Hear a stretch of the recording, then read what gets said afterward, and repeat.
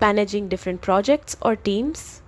Let me show you how to add multiple accounts in Slack. Open Slack on your desktop or browser and head into your current workspace.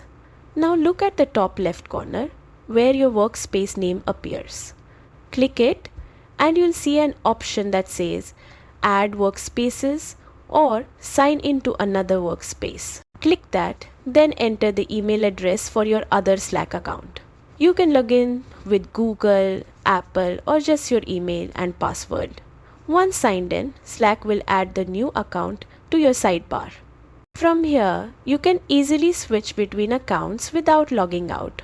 Just click your workspace name and pick the one you want to jump into. And that's it. Multiple accounts set up in one place, making teamwork faster and easier. Don't forget to like, subscribe, and hit the bell for more quick Slack guides.